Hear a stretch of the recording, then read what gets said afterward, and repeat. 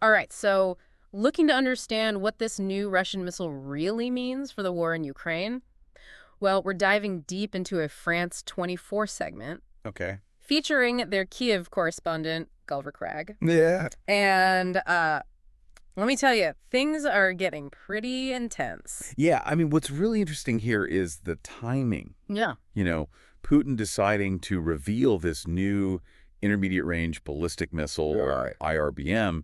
Now it seems like a pretty calculated move, Mm.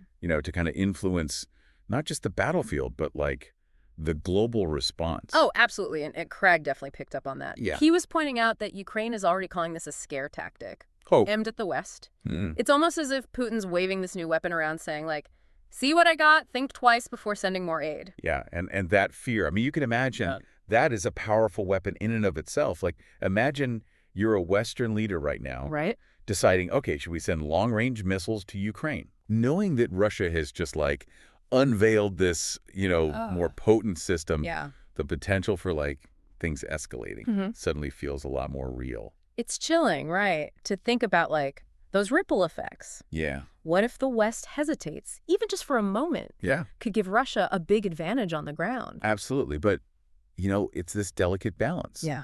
The West wants to support Ukraine, but they don't want to trigger a bigger conflict, right? Right. This new missile, it just throws a wrench into that whole It really does. calculation, Yeah. It forces them to kind of reevaluate those risks and consequences. Well, speaking of consequences, this France 24 segment, Yeah. it took us right to the front lines. Wow. In eastern Ukraine.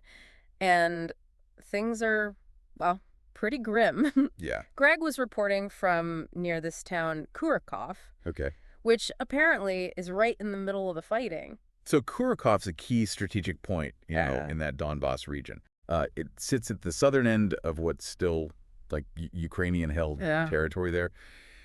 If Russia takes Kurakov, it basically cuts off a big chunk of land Wow.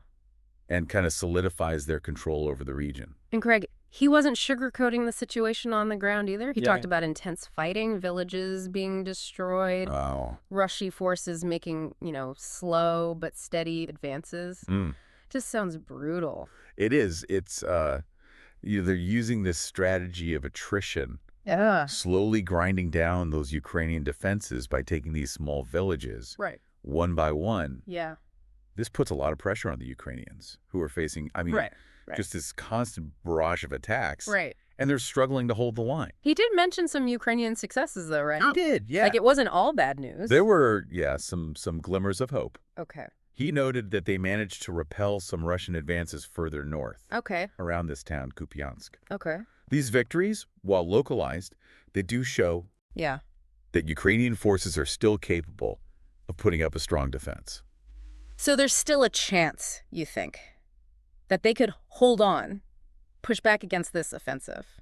I mean, there's always a chance. Right. The situation in Kurakov is pretty dire. Yeah. But the conflict as a whole, it's dynamic. Yeah. Remember earlier in the war, a lot of analysts thought Russia would win quickly. I do, yeah. And that obviously didn't happen. Didn't happen at all. Ukrainian forces have been incredibly resilient. And, I mean, they've shown real tactical ingenuity Yeah. throughout this whole conflict. Yeah. I mean, they're adapting. Yeah, right. They're learning. Yeah. And they are getting that support from the West. Right. The question is, will that support continue? Right. Especially with this new missile. Yeah, it's got to be weighing on the minds of those Western leaders. Oh, absolutely. This isn't just some theoretical threat anymore. No, it's not. This is a very real escalation. And that's where that psychological aspect really comes in. It's one thing to provide weapons when you think the conflict is somewhat contained.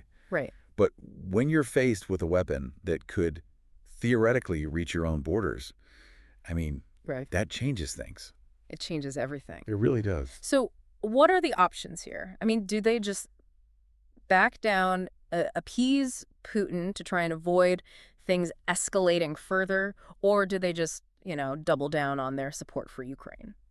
Well, I mean, there's a whole range of possibilities. Yeah. And each one comes with its own risks and rewards. Right. Like, on one hand, you have complete appeasement, Yeah. which is very unlikely, Right. given how committed the West is to Ukrainian sovereignty. Right. And their fear of emboldening Russia even further. Right, because if Putin gets away with this, then What? Yeah. What's to stop him from pushing even further? Exactly. Yeah. And then on the other end of the spectrum, you have like full-scale escalation, Right. which is obviously what nobody wants. Of course. I mean, that's the worst case scenario. Yeah. Where this conflict turns into a much larger war, Right. potentially even involving NATO. Right. So it's all about finding that balance, that Yeah. middle ground, Yeah. where they can support Ukraine Right. without triggering something even more catastrophic. Finding that sweet spot, It really is. it's got to be a challenge. And it might involve, a mix of different approaches. Yeah, okay. We could see, even more economic sanctions against Russia, Okay. diplomatic efforts to isolate them globally, Right. and continued military aid to Ukraine, but maybe focused on defensive capabilities Okay.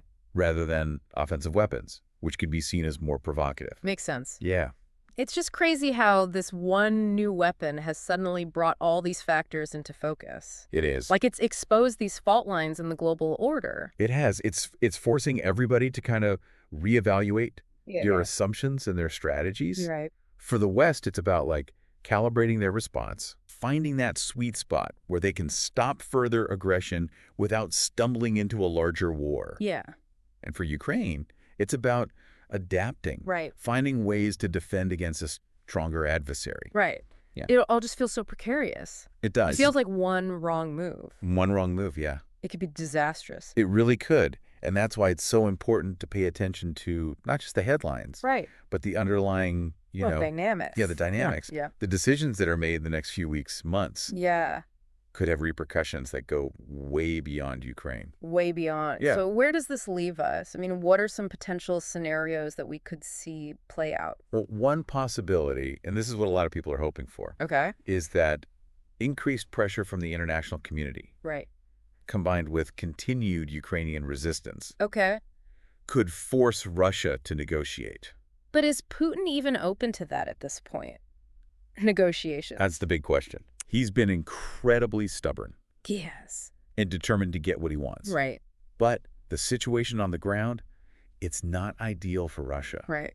They're facing heavy losses, sanctions are hurting, and there's growing dissent within Russia itself. So even though he seems so unwavering, Yeah. you're saying there might be some cracks in his facade.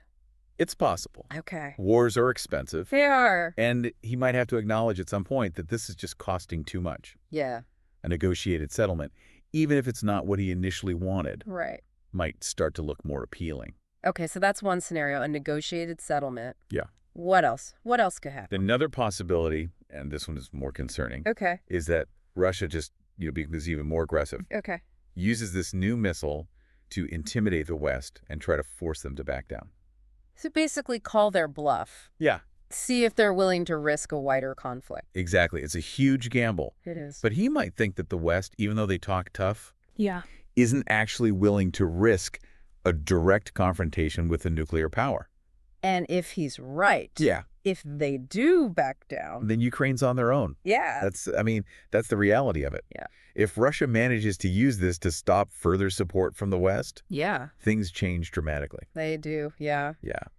Which brings us to a third and maybe the most unsettling scenario of all. Yeah. What happens if this spreads beyond Ukraine? That's what everyone's trying to avoid. Right. But it's definitely a possibility, Yeah. especially if Putin feels trapped or like he's got nothing to lose. Right. We could see attacks on NATO supply lines, Okay. cyber attacks against the West, Right.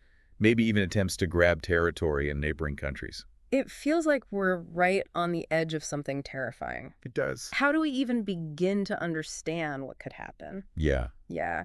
It really is a lot to take in. It is. I mean, we've gone from talking about a new missile to like suddenly a world war. How do we as individuals even start to make sense of all of this? Yeah, I think it's easy to feel overwhelmed, for sure. Yeah. But the key is to not get caught up in the fear and all the speculation. No way. Instead, try to focus on, understanding those underlying dynamics. What are the motivations of the key players, the historical context that led us here, So taking a step back, Yeah. looking at that bigger picture Exactly. instead of just, reacting to the latest headlines. Right. And also recognizing that this conflict is not just, geopolitics or military strategy. Right. This is about real people. Yeah. Millions of them whose lives have been, Yeah. completely upended by this. That's a really good point that, it can get lost when we're talking about things at this level. It can. But Craig's report, Yeah. it did a good job of reminding us of the human cost, Yeah. the devastation that he described in those villages Yeah. around Kurikov. It's heartbreaking. It's hard. And it just highlights how important empathy and compassion are. Yeah. Even as we're trying to understand the strategic and political parts of this, Right. it's easy to get caught up in the abstract. But we can't forget that, behind every headline, every military move, there are people. People whose lives are being changed forever. Yeah. So, with all that in mind, Yeah. what do you think our listeners should be paying attention to in the coming weeks and months? I think the biggest thing to watch is how the West responds to this new missile. This new missile, yeah. Will they take it as a sign that Russia's going to escalate? Okay. And then, step up their support for Ukraine? Right. Or will they hesitate? Yeah. And potentially, embolden Putin even more? Right. The consequences of that decision, they could be huge. So it's not just about the weapon. Yeah. It's about the message it sends. Yeah, about the signal. And the ripple effects globally. Exactly. This isn't just a, military thing. Right. This is a test. A test of what? Of resolve, of unity, Yeah. of the principles behind, the international order. Wow. The world's watching. Yeah. And the decisions they make in response to this will have a huge impact on the future. Well, you've definitely given us all a lot to think about. Yeah. And to our listener, we hope this deep dive has helped you understand, the complexities of this conflict a little better. Yeah. It's easy to feel helpless in the face of this. It is. But knowledge is power, right? Absolutely. The more informed we are, the Yeah. better we can, have these conversations, advocate for policies we believe in, and support those who are suffering because of this war. Well said. And remember, even with all of this, there's still hope. There is. The Ukrainian people have been incredibly resilient. They have. The international community, for the most part, Yeah. has condemned Russia's actions. And there are people trying to find a diplomatic solution. Right. The road ahead is uncertain, but we got to stay engaged, stay informed, and never forget, Yeah. the human cost of all of this. The human cost, yeah. Yeah. Well, thank you for joining us on this deep dive. Thanks for having me. Until next time, stay curious, stay informed, and stay engaged.